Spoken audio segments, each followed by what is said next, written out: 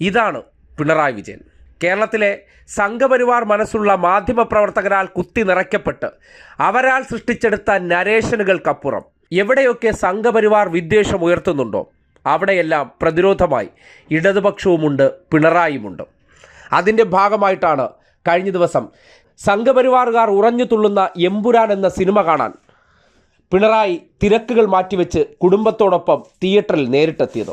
Cinema modify ചെയ്യാൻ വേണ്ടി സംഘപരിവാറിൻ്റെ സ്വാധീനം ഉപയോഗിച്ച് കത്തിവെക്കുന്നതിന് മുന്നോടിയായിട്ട് എന്താണ് സിനിമയിൽ ഉൾക്കൊള്ളിച്ചിരിക്കുന്ന വിവാദ രംഗമെന്നും അതെന്തുകൊണ്ട് സംഘപരിവാറിനെ പൊള്ളിച്ചു എന്നും അത് പൊള്ളിച്ചതിൻ്റെ അടിസ്ഥാനത്തിൽ ആവിഷ്കാര സ്വാതന്ത്ര്യത്തിൻ്റെ കടക്കൽ കത്തിവെക്കാൻ ഒരുങ്ങുമ്പോൾ ആ കലാകാരന്മാർക്കൊപ്പം, ആ സിനിമയ്ക്കൊപ്പം, ആ സിനിമയുടെ അണിയറ പ്രവർത്തകർക്കൊപ്പം ഈ സർക്കാർ ഉണ്ട് എന്ന ഉറച്ച സന്ദേശവുമായിട്ടാണ് മുഖ്യമന്ത്രി ചിത്രം കാണാൻ ഇറങ്ങിയത്. സിനിമ കണ്ടവർക്കറിയാം, ഇടതുപക്ഷത്തെ വല്ലാതെ പരിഹസിക്കുന്ന ഒരു ചിത്രമാണ്. പ്രത്യേകിച്ച് സിനിമയുടെ സ്ക്രിപ്റ്റ് റൈറ്ററായിട്ടുള്ള മുരളി ഗോപി അദ്ദേഹത്തിൻ്റെ പല സിനിമകളിലും പിണറായി വിജയനെ തന്നെ വല്ലാതെ ഇകഴ്ത്തിയിട്ടുണ്ട്, വല്ലാതെ പരിഹസിച്ചിട്ടുണ്ട്. ലെഫ്റ്റ് റൈറ്റ് ലെഫ്റ്റ് എന്നൊരു സിനിമ കണ്ടിട്ടുള്ളവർക്ക് മുരളി ഗോപിയുടെ ഉള്ളിലെ ഇടതുവിരുദ്ധത എന്താണെന്ന് എല്ലാവർക്കും ബോധ്യമുള്ള കാര്യമാണ്. പക്ഷേ അവിടെയും ആവിഷ്കാര സ്വാതന്ത്ര്യത്തിനും വ്യക്തിയുടെ പൗരസ്വാതന്ത്ര്യത്തിനും മുൻഗണന നൽകിക്കൊണ്ട് ആ സിനിമകളെയും വിമർശിച്ചിട്ടുണ്ടെങ്കിലും അതിൻ്റെ കടക്കൽ കത്തിവെക്കാനായിട്ട് ഒരിക്കലും ഇടതുപക്ഷ സർക്കാരുകൾ തയ്യാറായിട്ടില്ല. പിണറായി വിജയൻ അതിന് ഉരുമ്പിട്ടിട്ടുമില്ല. പക്ഷേ ഗുജറാത്ത് ചരിത്രത്തിലെ ഏറ്റവും തീവ്രമായ ഒരു ഭാഗത്തെ സിനിമയിലൂടെ ആവിഷ്കരിക്കുമ്പോൾ അതിനെതിരെ സംഘപരിവാറുകാർ ഉറഞ്ഞു തുള്ളുന്ന സന്ദർഭത്തിൽ, അതിൻ്റെ അണിയറ പ്രവർത്തകരെ വളഞ്ഞിട്ട് ആക്രമിക്കുന്ന സന്ദർഭത്തിൽ അവർക്കൊപ്പമുണ്ട് എന്ന ശക്തമായിട്ടുള്ള സന്ദേശവുമായിട്ടും അവരുടെ ചിത്രത്തെ അംഗീകരിക്കുന്നു എന്നുള്ള നിലപാട് പ്രഖ്യാപിച്ചുകൊണ്ട് പിണറായി വിജയൻ അവിടേക്ക് വരുമ്പോൾ മറ്റ് ഏത് രാഷ്ട്രീയ പാർട്ടിയിലെ വ്യക്തികൾ ആ ധൈര്യം ഏറ്റെടുക്കാൻ തയ്യാറായി എന്ന് ഒന്ന് പരിശോധിച്ചാൽ നിങ്ങൾക്ക് ഉത്തരം കിട്ടും. ഇവിടെയാണ് കേരളത്തിലെ മാധ്യമ സ്ഥാപനങ്ങൾക്കുള്ളിൽ കുത്തി നിറച്ചിരിക്കുന്ന സംഘബുദ്ധികൾ എന്തുകൊണ്ടൊരു വ്യക്തിക്കെതിരെ നിരന്തരം വാർത്ത സൃഷ്ടിക്കുന്നു എന്നും അദ്ദേഹത്തെ സമൂഹത്തിൻ്റെ മുന്നിൽ അപകീർത്തിപ്പെടുത്താൻ ശ്രമിക്കുന്നു എന്നതിൻ്റെ ഉത്തരം കൂടിയാണ്.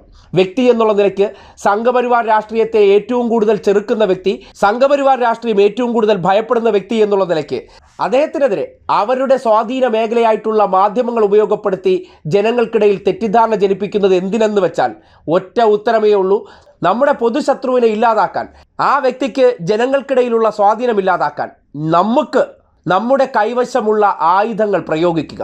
ആ ആയുധങ്ങളാണ് കേരളത്തിലെ മാധ്യമങ്ങളും സംഘപരിവാർ പതിയിരിക്കുന്ന സോഷ്യൽ മീഡിയ ഹാൻഡിലുകളും.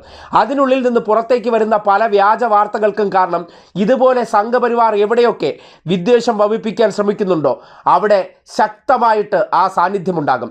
മാറാട് മുതൽ പലയിടങ്ങളിലും സംഘപരിവാർ എവിടെയൊക്കെ വിദ്വേഷം സൃഷ്ടിക്കാൻ ശ്രമിച്ചിട്ടുണ്ടോ, എവിടെയൊക്കെ വർഗീയത പ്രചരിപ്പിക്കാൻ അല്ലെങ്കിൽ പടർത്തിവിടാൻ ശ്രമിച്ചിട്ടുണ്ടോ അവിടെയെല്ലാം ആ വ്യക്തിയുടെ സാന്നിധ്യം ഒരു പ്രതിരോധം തന്നെയായിരുന്നു.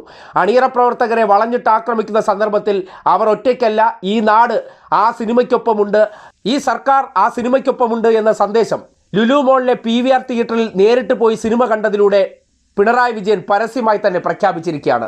ആ നിലപാടാണ് സംഘപരിവാർ ഭയക്കുന്നത്.